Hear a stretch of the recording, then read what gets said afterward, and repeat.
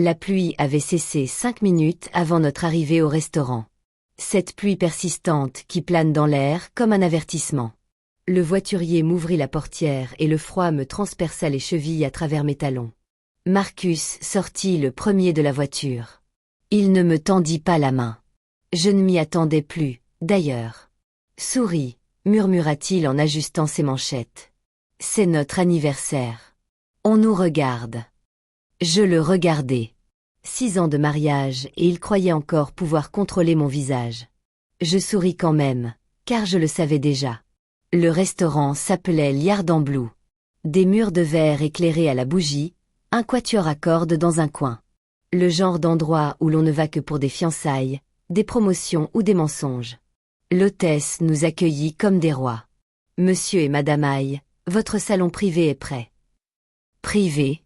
Ce mot me hérissa les côtes. Marcus avait insisté pour un salon privé. Il avait dit vouloir quelque chose d'intime.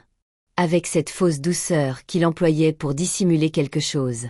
J'avais découvert la vérité 3 jours plus tôt. Et je répétais ce moment depuis lors. La salle était magnifique.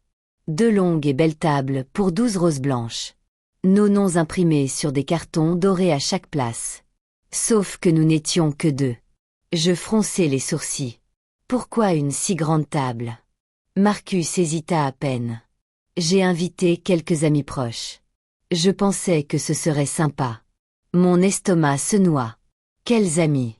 Il finit par me regarder une seconde. Les plus importants. Les premiers invités arrivèrent 5 minutes plus tard. Sa mère, bien sûr. Diana y entra comme si elle était chez elle. Manteau de fourrure, boucle d'oreilles en diamant, le même air de léger dégoût qu'elle arborait depuis le jour où j'avais épousé son fils. Elle embrassa Marcus sur la joue, m'ignora. Puis vint sa sœur, Leia, puis 2 de ses associés, puis son oncle. Un à un, ils remplirent la table. Tous ceux qui avaient voté contre moi à un moment ou un autre de mon propre mariage, ceux qui n'oubliaient jamais de me rappeler que j'avais grandi dans la classe moyenne. Ceux qui pensaient que Marcus avait fait un mauvais mariage. J'étais assise là, les mains jointes sur les genoux, le cœur battant lentement mais régulièrement. Parce que je comptais. 11 places étaient occupées, une était encore vide. Qui attendons-nous? Demanda Leia en sirotant son vin. Marcus consulta son téléphone. Elle est en retard. Elle. Je levai les yeux. Elle. Un silence se fit dans la salle. Marcus se figea une fraction de seconde. Puis il sourit. Je voulais dire, l'équipe des desserts. Le chef voulait. La porte s'ouvrit et elle entra. Elle était jeune, peut-être 25 ans, de longs cheveux bruns, une robe rouge bouclée, le genre de rouge qu'on porte quand on veut qu'on se souvienne d'elle. Elle scruta la salle nerveusement. Puis son regard se posa sur Marcus et elle lui sourit. Pas un sourire poli, pas un sourire d'invité, un sourire intime. Le genre de sourire qu'on adresse à quelqu'un qui connaît votre corps mieux que votre nom. Ma poitrine n'a pas explosé. Je n'ai même pas eu mal. J'ai juste eu un frisson. Marcus se leva. Tout le monde, voici. Il hésita. Son sourire vacilla. Je me penchai en avant.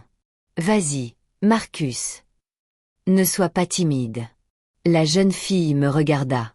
Son regard glissa de mon visage à ma bague, puis revint à Marcus. Il déglutit. Voici, Émilie. Elle m'aide pour un projet. Émilie? Bien sûr, elle s'appelait Émilie. Assieds-toi, dit Diana en agitant la main. On t'attendait. Émilie s'assit juste en face de moi. Le dîner commença. Steak, homard, vin plus cher que mon premier appartement. Personne ne dit rien, mais tout le monde le savait.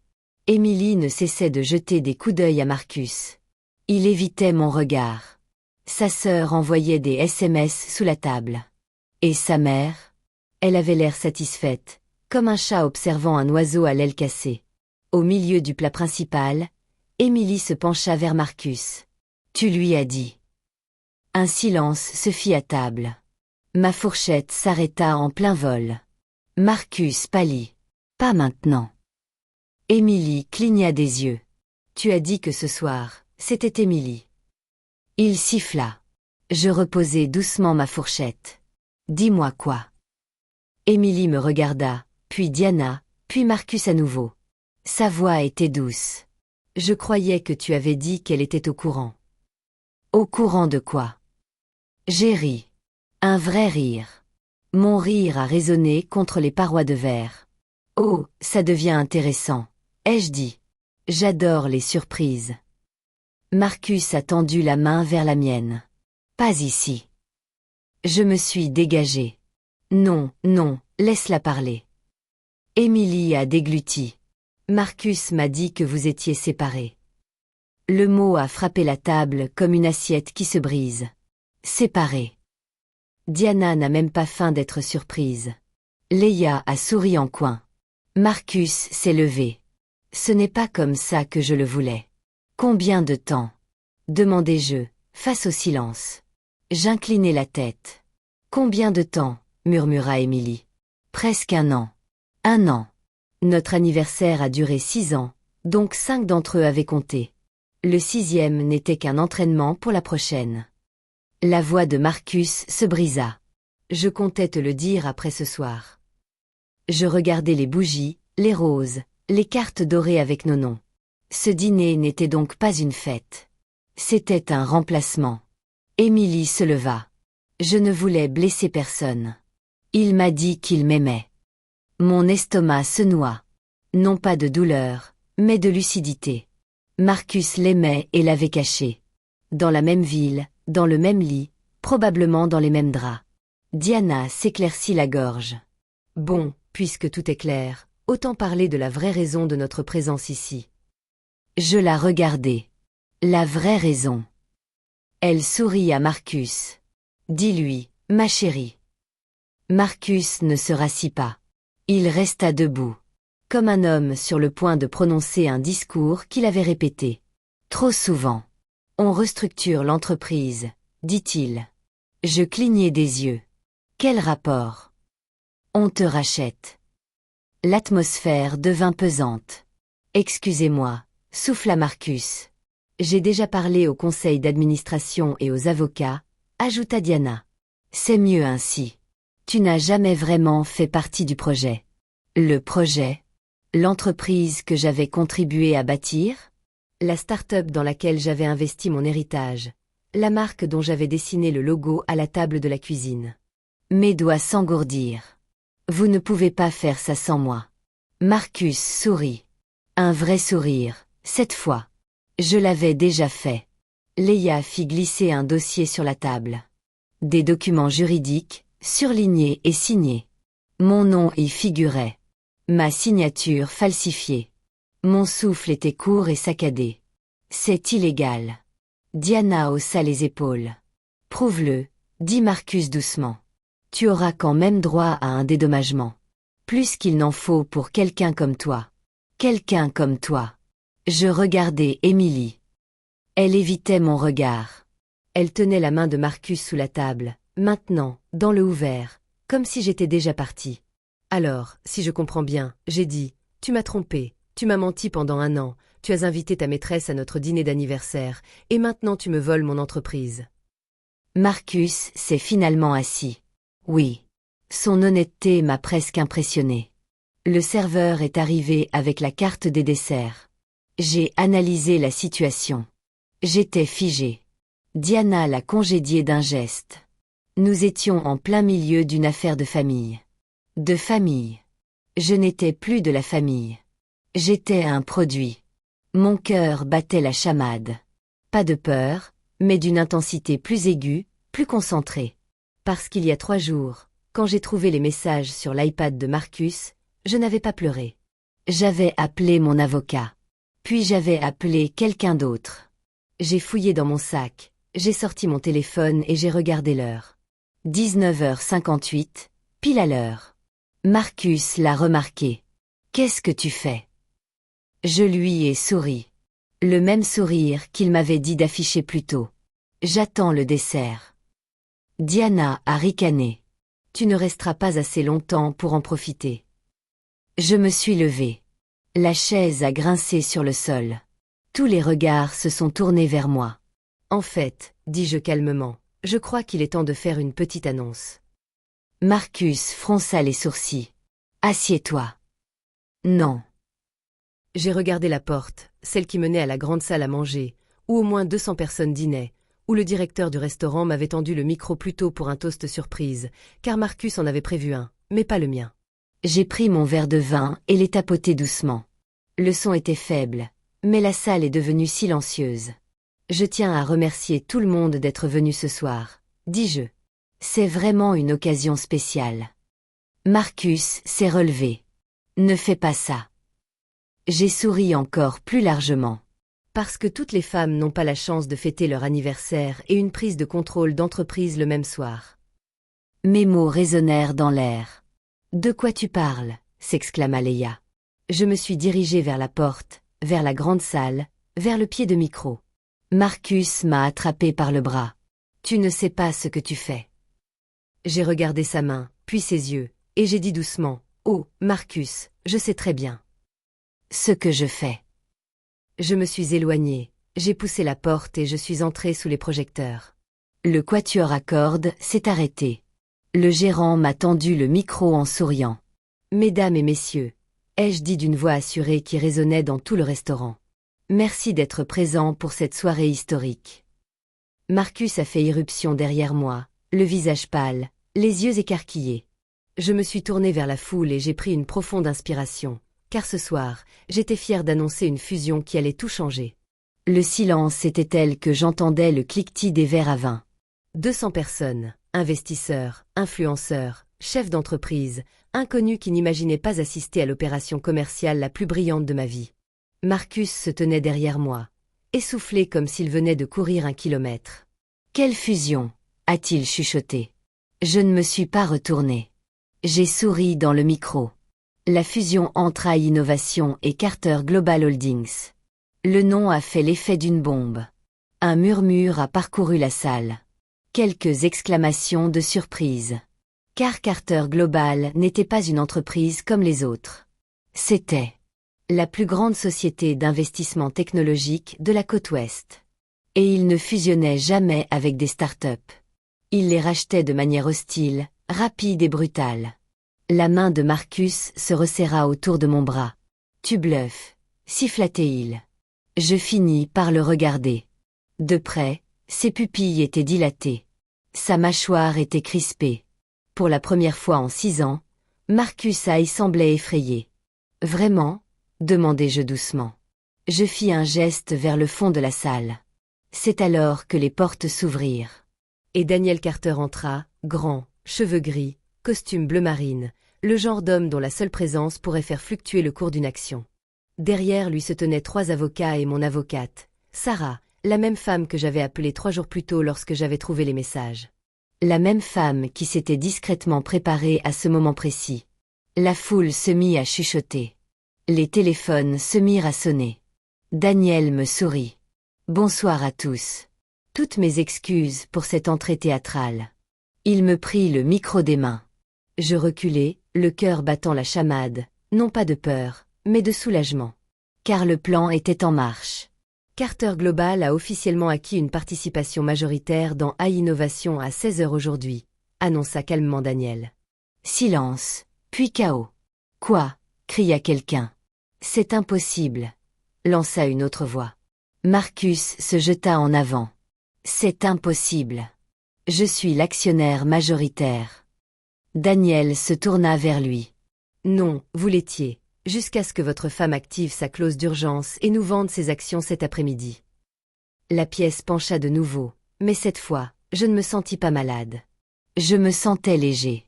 Marcus me fixa. Vous avez vendu. J'acquiesçai. Toute.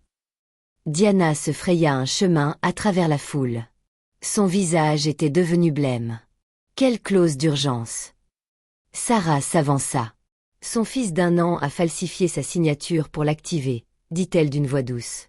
Ce qui, au passage, rendait le contrat entier annulable. Les lèvres de Diana tremblèrent. Ce document était notarié. Oui, répondit Sarah. Par votre avocat de famille, qui vient de perdre son droit d'exercer. L'assistance retint son souffle. Le téléphone de Leia lui glissa des mains et tomba au sol. Émilie, figée sur le seuil, se tenait là. La voix de Marcus retentit. « Tu ne peux pas faire ça. » Je m'approchai lentement de lui, talon après talon. « Je n'ai rien fait que tu ne m'aies appris, dis-je. J'ai juste appris plus vite, poursuivit Daniel. De plus, en raison de multiples manquements aux devoirs fiduciaires, de fautes professionnelles internes et de manipulations financières avérées. » Il fixa Marcus droit dans les yeux. Monsieur Haye est démis de ses fonctions de PDG avec effet immédiat. Le mot résonna, démis. Marcus laissa échapper un rire sec et désespéré. Tu me vires de ma propre entreprise. Daniel ne sia pas. Ce n'est plus ton entreprise. Le gérant du restaurant semblait vouloir se cacher sous une table. Les clients filmaient la scène. Ce n'était pas un simple dîner. C'était un massacre d'entreprise en haute définition. Marcus se tourna vers sa mère. Fais quelque chose. Diana ouvrit la bouche. Aucun son ne sortit, car pour la première fois de sa vie, l'argent ne pouvait sauver son fils. Émilie finit par parler. Qu'est-ce que ça veut dire? Personne ne lui répondit. Ni Marcus, ni Diana, ni moi, car elle était déjà devenue insignifiante, tout comme je l'avais été pour eux. Marcus me saisit à nouveau le poignet, plus fort cette fois. Tu as tout manigancé. Oui. Tu as profité de notre anniversaire. Tu as profité de mon mariage. Les mots sortirent froids, d'un calme glacial. Et tu as invité ta maîtresse à regarder. Il tressaillit. Je me penchai plus près. Alors, je me suis dit que j'allais inviter mes investisseurs. Des agents de sécurité apparurent. Les hommes de Daniel.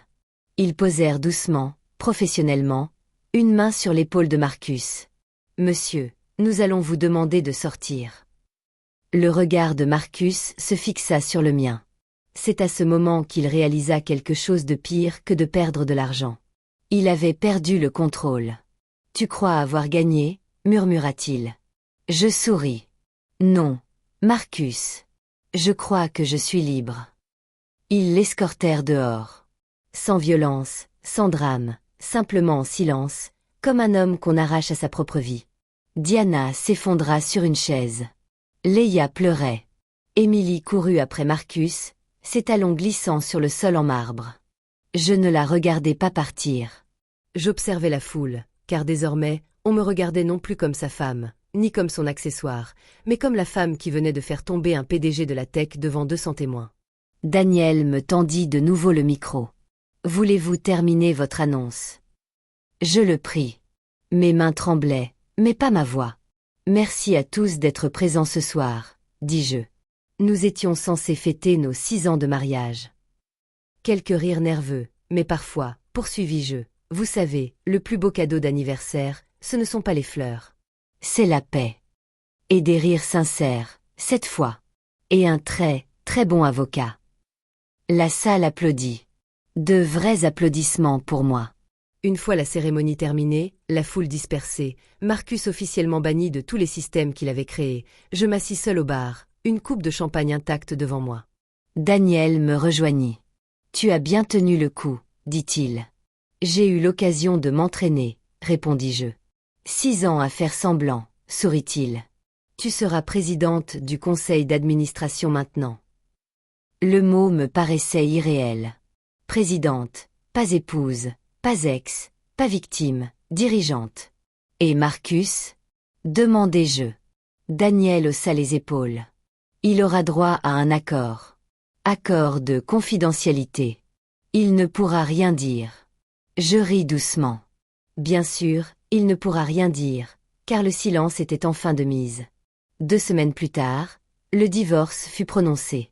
Pas de scène au tribunal, pas de cris, juste des signatures. Il ne m'a pas adressé un seul regard. Émilie n'était pas avec lui. Apparemment, elle était partie 3 jours après avoir réalisé qu'il était ruiné. Il semblerait que l'amour ne survive pas à un krach boursier. 6 mois plus tard, Haye Innovation changea d'image. Nouveau logo, mon logo, nouvelle direction, ma direction. Et Carter Global tripla son investissement. Daniel me proposa un poste de cadre dirigeante permanent. Je refusai. Je créai ma propre entreprise. Quelque chose de modeste, d'honnête, qui ne m'obligeait pas à faire semblant. Parfois, on me demande si je regrette de ne pas avoir confronté Marcus plus tôt, si je regrette d'être resté si longtemps, si je regrette de l'avoir aimé. Je réponds toujours de la même façon. Non, parce que si j'étais parti plus tôt, il aurait gagné discrètement. Et je ne voulais pas de silence. Je voulais que justice soit faite, avec des témoins. La dernière fois que j'ai eu de ces nouvelles, Marcus travaillait comme consultant pour une entreprise de taille moyenne dans un autre État. Plus personne ne le reconnaît. Plus personne ne s'en soucie. Diana est allée vivre chez sa sœur. Leia a perdu son association. Émilie, je ne sais pas, mais j'espère qu'elle a appris quelque chose, comme moi. Ne jamais s'asseoir à une table où l'on vous sert. Et toujours lire les petites lignes, surtout quand la personne que vous aimez pense que vous êtes trop naïve pour vous battre.